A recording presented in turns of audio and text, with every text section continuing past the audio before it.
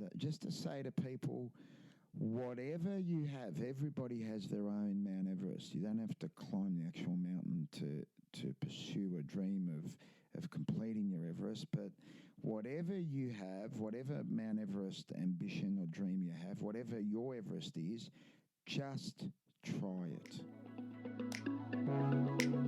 What does it mean to you to live your best and bravest life? Does it mean being strong and forthright? Do you think of bravery as a woman or a man in uniform wearing stars or medals? Or does it mean being vulnerable, honest and courageous in all that you do? To be brave can mean so many things. To me, being brave is just that. Doing things even in the face of difficulty. It is my mission in life to help you feel brave and empowered to live as your authentic self so that you can be fulfilled in a life you love living, to live your best and bravest life. I believe in the power of self-belief because when we are our authentic selves, magic comes our way and it spreads like wildfire for others to join in. I know that together we are going to live our best and bravest life. So join me in these inspirational conversations filled with tips and tricks to help you live your best and bravest life. I'm Tiffany Johnson, and this is the When We Are Brave podcast. Thank you so much for tuning in to today's episode of the When We Are Brave podcast. I'm so excited for you to be here with me. I know it's been a really tough week for a lot of people out there, so I thought that what I would do is share some positivity because I think that's something that helps the world move forward in a loving and kind way. And I think it's something that we all need right now. So I decided that I would share with you this absolutely inspirational and funny interview. It was so much fun doing this interview. So let's get started. I would like to introduce to you today's guest, Bobby Bajram. Now, Bobby is not your average person. Bobby has had MS for over 40 years. But not only does he have MS, he is legally blind. He is a professional athlete and he is a mountaineer. He's amazing. His zest for life is completely infectious. And to be honest, this had to be one of the most fun episodes on the When We Are Brave podcast that I have done to date. We laughed, and we laughed a bit more. So get ready for a heavy dose of inspiration, a love of life, and giggle along with us on today's episode of the When We Are Brave podcast. Good morning, Bobby, and welcome to the When We Are Brave podcast. I'm so excited to have you with us today. I would love for our listeners to know a little bit more about you, Bobby. So would you like to tell us about your story? It is incredible. Hi, Tiff. How are you? Hello, everybody listening to this around the world. My name is Bobby Bajram. I've been diagnosed with MS from 13. I'm 52. I'm 53 very shortly. I've had MS for 40 years, and I'm one of the most extreme athletes in the world with a disability. I spend about 5 months a year either in a wheelchair with walking sticks or I can't get out of bed. And I'm going to the top of Mount Everest in March 29, 2021 to be the first person with this disease to do this. And I'm an old bugger too, with a toupee and a boob job and a facelift and blue eyes. And so what I'm doing, I've been training for 10 years. So basically 5 years, because half the year I'm not well. But I'm doing this for people just to say, you know what, I say when people say disability, I don't look at it as disability. I look at it as this ability, because everybody's got something. So I'm just training hard to get to the top of Everest and down again, because if you get to the top, you got to come down. And just to say to people, whatever you have, everybody has their own Mount Everest. You don't have to climb the actual mountain to pursue a dream of completing your Everest. But whatever you have, whatever Mount Everest ambition or dream you have, whatever your Everest is, just try it. Yeah, amazing. How incredible. I've never been to the Himalayas. I've flown over the Himalayas. I remember the first time I went over and I opened up the little blind on the plane and I looked out and I was so mesmerised at the just enormity of those mountains, and to know that you're going to climb them is inspiring, Bobby. Well, I mean, the thing, I went... Todd Sampson from Body Hacker put together a qualifying climb. I've climbed 5 mountains altogether in the Himalayas, really big ones, and I had to complete this other 3 because I've done Mirror Peak and I've done Mount East Labuschagne, I've done Mount Kalapatar, I've done Base Camp, and there's one more, I've forgotten what its name was, but they're all about 6,500 metre peaks. That's very big mountains. And I just completed Base Camp Mount Kalapatar at 5,550 metres. Then I did Mount East Labuschagne at 6,117 metres. So I'd done the 3 peaks. I climbed them. It was 148 kilometres of climbing uphill. It was really hard. We broke a world record doing it. Did it with a sprained ankle on the very first day. It was a 22-day climb. I had to complete the climb in 22 days to get my permit to go to Mount Everest, because the Nepali government wanted me to do that because everyone says I'm going to die on Mount Everest because my MS is so bad. But, so be it. Potato, potato, tomato, tomato, whatever. You just give it a go, and I completed it, did it, and now I'm going to Everest March 29, 2021 to go up and down it. So I'm pumped. Like, honestly, it was like me and you, Tiff, when we were in World War II at Pearl Harbor and you jumped in a fighter plane and up you went. Remember that? Oh, yeah. It's a strong memory. But, yeah. I think that was more my grandfather than me. That's right. That's right. So, and just by the way, just to let the millions of people listening to this podcast, what people are saying, MS, bad disease, blah, blah, blah. I'll give you a little bit of a snapshot of what actual MS is. And in the simplest of terms, we have millions and millions of wires in our body which are like electric wires. So when you plug in your hairdryer or you plug in your TV or you plug in your DVD player, whatever it is, you don't get an electric shock because it's insulated by rubber. Now, what happens with MS? All our electric wires, and they're called our nervous system, is insulated by rubber. And billions and billions of nerves are insulated by rubber, which is called myelin sheath. So that's just the rubber so when the two connect, they don't short circuit. What happens with MS? For some unknown reason, this rubber is eaten away. And when the wires are exposed to each other, they hit each other and they short out. And that's what MS does to people. It deteriorates or eats away at your myelin sheath, which is your rubber.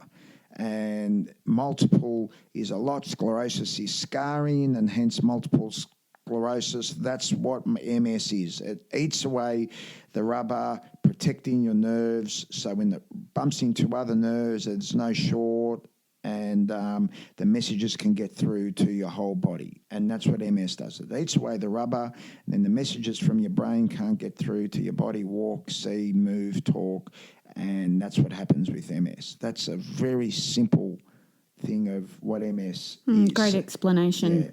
Because I think a lot of people get a bit confused on actually what happens. So what are some of the side effects of it? So some people go blind, some people lose sensation, they can't walk. Yeah. Well, with me, I got severe remitting relapsing MS, so I'm pretty bad. When it's bad, it's bad. When I'm good, it's a Ferrari day.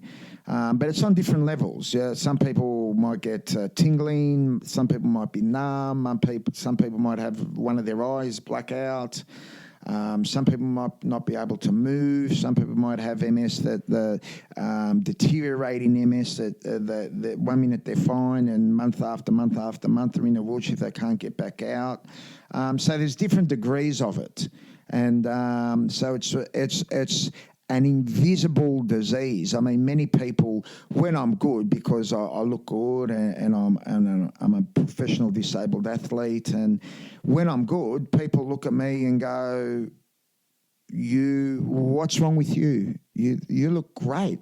You look fantastic. I say, yeah, I'm having a Ferrari day today, but tomorrow or the next week it might not be a Ferrari day. So it's an invisible disease, whereas if you've got a cold or you've got a broken arm, you physically look damaged. MS, you don't physically look damaged unless you're in a chair or you're within a walking stick. So it's a silent disease. But keep smiling, and a wink and a nudge and stay positive, because you know what? If you're not positive, you're not anything. So it doesn't cost you anything to be positive. Is that your secret, Bobby? Yeah. Yeah, no, it is. It's just like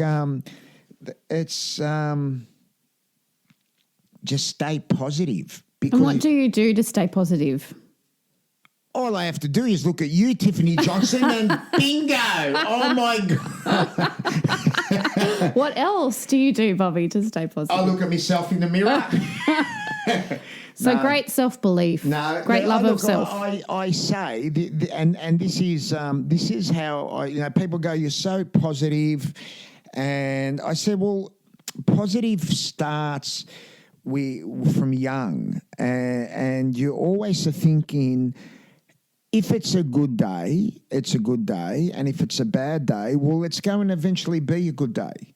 Not tomorrow, but the next day. So to stay positive, I just always smile. You just smile, because that's just a positive thing in itself. So I'm always smiling, and people are going, why are you smiling? I said, well, it's to stay positive, but it's also to make sure that my dentures, because I've got false teeth, and my beautiful white smile, everybody can see my white smile. So my sponsors spend thousands and thousands of dollars on my smile. So it's a great advertising tool for First Bite Dental. But I just say, you know what, give it a good go, and if you get, what I've done, Tiff, is when you smile and you say hello to somebody, they will smile and say hello back. No one is ever not grungy or, frowning at you. If they're frowning and you smile at them and say, hey, how are you? They will get out of their frown and go into a smile and say hello back. It changes the energy, doesn't it? Does. It brings a whole new vibration into the world. It does. And that's why, I'm always smiling. And it's not exhausting to be always smiling. It's exhausting to be frowning. It takes more energy and more muscles to frown than it does to smile. It does. It takes 47 to frown and 13 to smile. And my dentist told me that. And I'm like, well, that's why I'm always got energy, because I'm not using it all, because I'm always smiling. Because you're always smiling. Yeah, so it's very important just to smile and always.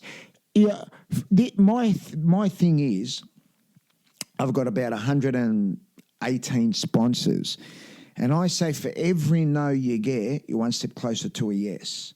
So if you, and this is when I speak to thousands of people at Rod Laver Arena or all these places I speak at, I say, if you spell no, which is N-O, and you switch the letters, that's your yes, because it switches to on, O-N. So it's just a switch of 2 letters. That's all our lives can change in 1 second. It's like no, and then you switch your 2 letters, and then you're on.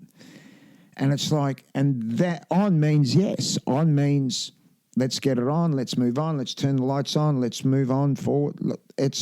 And that's my whole thing. It's really, really amazing. One switch of 2 letters changes your whole life. That's great. Well, that's what it is. Because for all these I've had 10,000 no's. Like asking people if they'd sponsor me. Fair income, 10,000 no's I've had. 10,000. And your sponsors are helping you for your walk, aren't they? Yeah, for my climb, yeah. Like there's Jayco and there's Lymphox and there's the fitness and lifestyle group, Fitness First and Good Life and Rip Curl and of course now it supports the Surf Life Saving Club and all my to get all this printed. It's my printers, Promo Corp and Banana Productions, and there's just so many sponsors. My Adventure Guides Australia that help me trek. Then there's vitamins, Caruso Vitamins that keep me vitamised, and National Institute of Integrated Medicine, which is a natural medicine hospital, which I have hyperbaric chamber and all that. Yeah, every day. Like it's crazy. I've got about 20 people around me that there's like do this, do that. I've got an itinerary. It's a big production. It's really Santo from Working Dog, the Working Dog team. They're always seeing me and helping me, and it's just so many. So I've got 118 sponsors. So to mention them all is impossible, but they are just really, really cool. Like it's just proof of how amazing you are, Bobby, in that what you're trying to achieve, and your dedication is incredible. Most people would not do what you are about to embark on. You are incredibly brave and compassionate and resilient and forthright, and you're doing it all for these incredible reasons. It's not you just doing it for yourself, but you're also doing it to inspire other people. Yeah, I'm on a disabled pension. I'm not interested in money. Doesn't interest me. Money scares me. I'm doing it for a genuine reason. And like Santo from Working Dog, who have you been paying attention, and The Office, and thank God you're here. And they done the castle. They made the castle in addition. And he said, you're one of the real genuine multi-mega star celebrities in the world. Sitting here with me in the When We Are Brave podcast. You know what? And that's the sort of person that I am and I come across, because I'm a very humble person. No matter what it is, I can speak to 2 people or 20,000. No, no difference to me.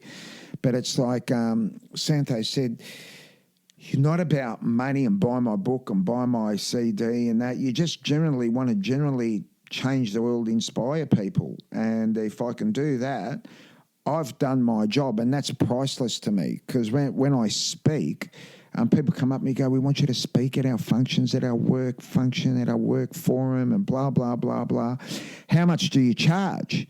And I was saying, well, you can't afford me, and I won't tell you who I speak for, but they're big companies, and they're very wealthy. They said, what do you mean, we're so-and-so? What do you mean we can't afford you? I said, well, you can't afford me. So explain. I said, I'll tell you. Here I am in front of 5,000, 10,000 people. I can't see well because I'm legally blind, and the energy that I feel from the people is priceless. And so no matter what you paid me, it's priceless. You can't afford me. So I'll do it for nothing. Let's settle on that. And that's my explanation to... and what do they say then? They say, can we contribute anything? I say, I don't know. But look, I'll do what I'll do, and I'll inspire your thousands of workers and stuff. And if you can help with putting money into a climbing account into Commonwealth Bank, do that. If you can't, no biggie. It's not a problem. I'm not here to make money. Money scares me. I think money is good. You need it to live, of course, but on a different level, I'm not there. I've gone the other way. Like if I was a salesman, I'd probably be a billionaire. I would. That's what, all my big companies, all the owners of say to me, you'd be a billionaire if you're a salesman. But I've gone the other way to charity and helping people. And big companies like Linfox and Jerry Ryan, they say, you're the richest guy in the world. You may not be rich with money, but you got a big heart. And that's priceless. We can't afford that. You're just born with, you're just super guy. And I said, well, you forgot something. And they said, super guy with a toupee, a boob job, and false teeth. Now I'm a super and guy. Legally blind. And too. legally Don't blind, forget that bit as well. Yeah, but... No, absolutely. You are a superhero climbing and doing all of the incredible things that you do. Do you have any fear before you climb or when you're on the mountains or when you're training? Does any sort of worry or anxiety come to you in those moments? That's an awesome question. I've never been asked that question before, but I've got no fear. No fear? No, like I when I've climbed all my other mountains, I've fallen off mountains. I've been dangling 23,000 feet in the air, dangling off cliffs, dangling like scary stuff. 25,000 feet dangling, falling. I said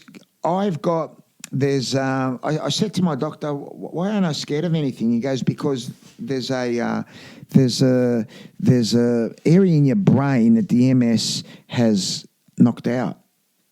And it's it's deleted it. Yeah, I got no fear. I will just do anything. People go, jump out of a plane. I said, I might try it without a parachute, maybe. Like I do the most scariest things. Like in the mountains, it's you're facing death every minute. Where I go, it's death. It's serious. And I'm like, whatever. And I'll fall, and I'm attached, of course, to the Sherpas, but I will fall, and I'm dangling 24,000 feet. Like I'm dangling, the Eureka Tower, it's a tall building in Empire State Building. Everybody knows that's a tall building, but I'm dangling at about 100 Empire State Buildings stacked one on top of each other. That's how I am. And I'm dangling. And I'm like, no, Biggie, that's okay. Just pull me Do you up. evaluate the risk before you go? No. No. Right. No, I don't. But you have a team around you. How many people go with you? It's about 30 people? 30, yeah. I got 30. I got a big team. I got 30 people. I got doctors, nurses, Sherpas, weather people, porters, cooks. I've got about 30 people, so I'm the only climber. I've even got a disabled toilet. That it is. I'll show you a pic. I've got a disabled toilet, so one of the Sherpas, one of the porters, carries my disabled toilet because I can't bend down or anything because of my balance. So I need a proper disabled toilet. So it's a tent and a seat and it's all set up. And one Sherpa's job is to carry my disabled toilet. Yeah. Wow. It's just like I was going up Mount East Labouchere, and there was like a square like place where we had to put the tents in high camp, and each side there was a 23,000 foot drop. So you only got like the size of this room where you can put your tents, and it's drop, like there's nothing.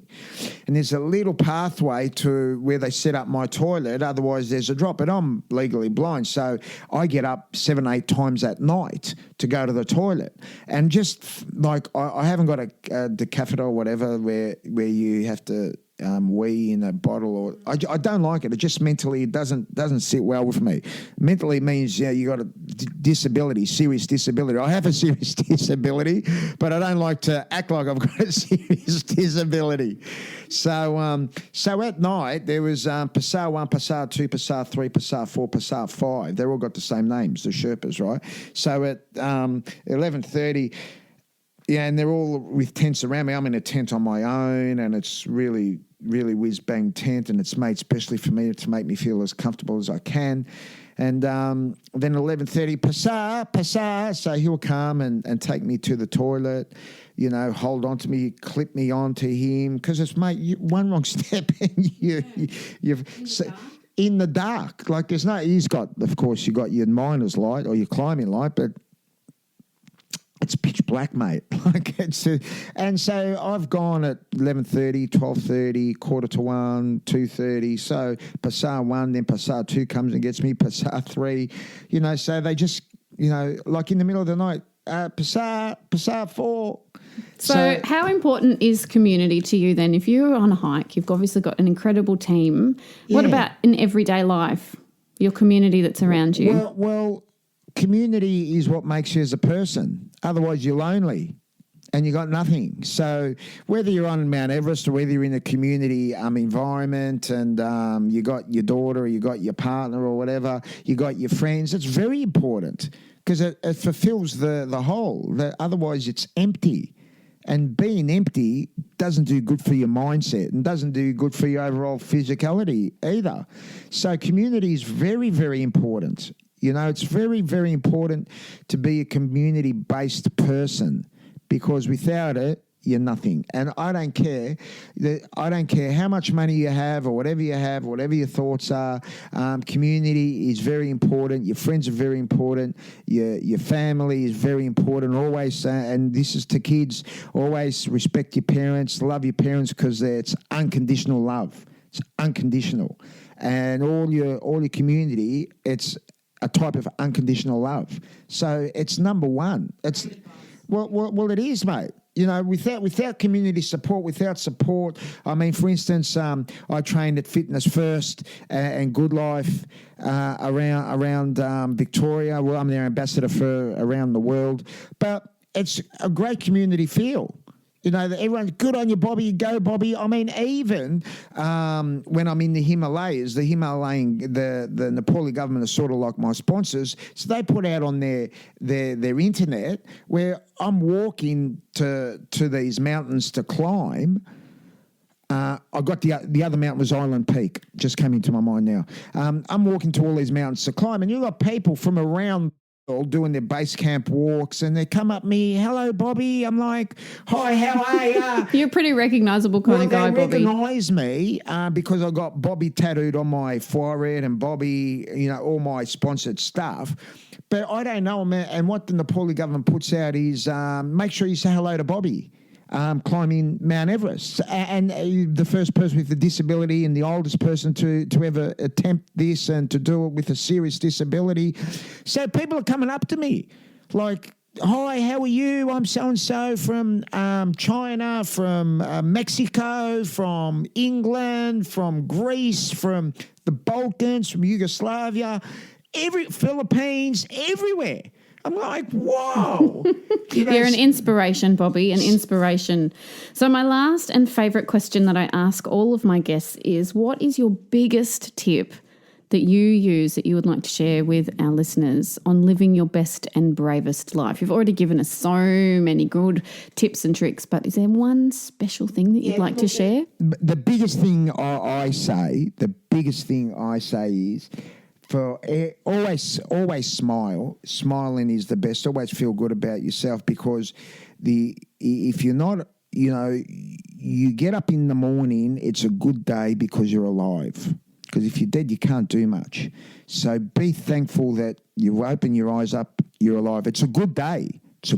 It's a good day. You're like, we are all, when I speak to thousands and tens of thousands of people, I say we are all on the same drug.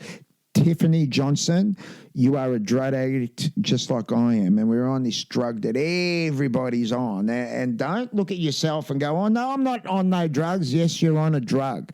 And we're all on this drug, this powerful drug called life. And we are. And if you take the F out of life, what are you living? Think about it.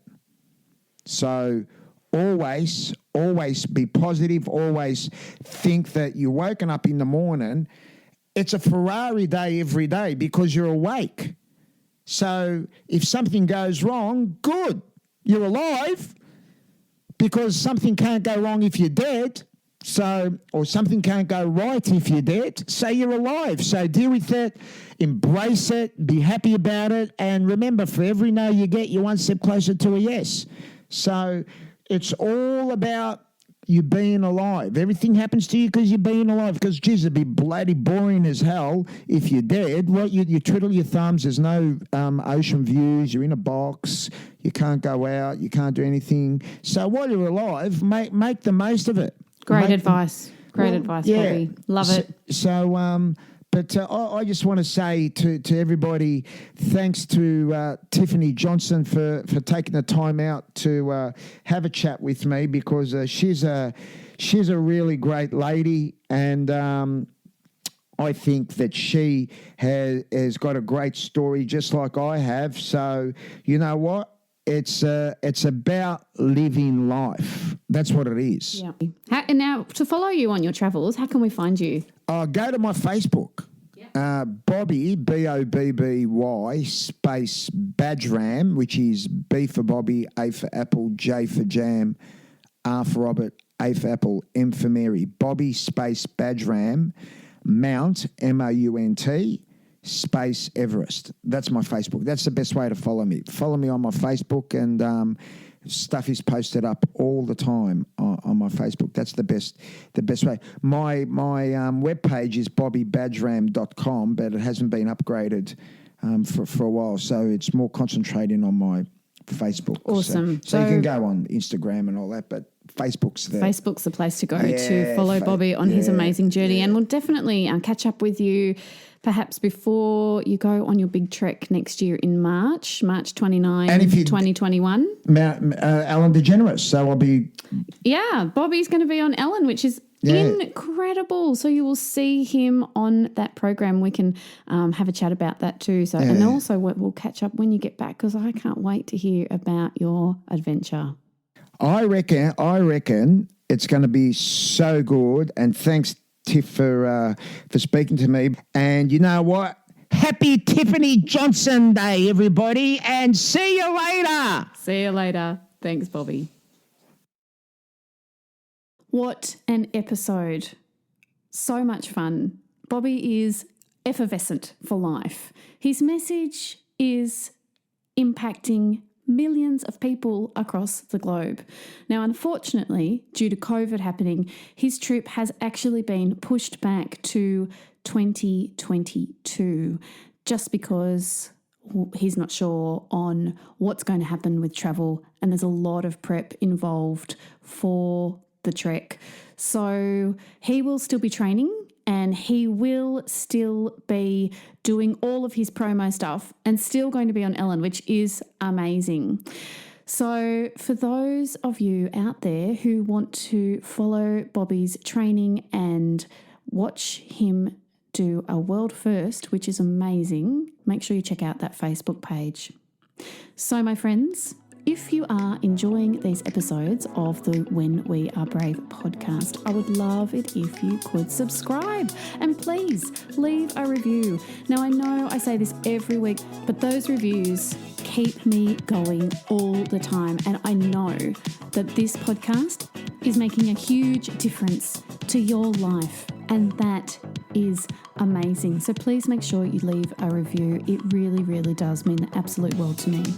So if you would like to find out more about me, you can go to my website, tiffanyjohnson.com.au. You'll find all today's show notes and all the show notes from all the other episodes of the When We Are Brave podcast. You'll also find a link to my book, Brave Enough Now, an inspirational story of self-discovery, survival and hope, which recently was #1 bestseller again on Amazon. Yay! I've got a lot of stuff happening in the pipeline with my business of Brave. There's kids' books coming out. My guided journal is about to become a paperback, which will be amazing. And the audiobook is coming as well.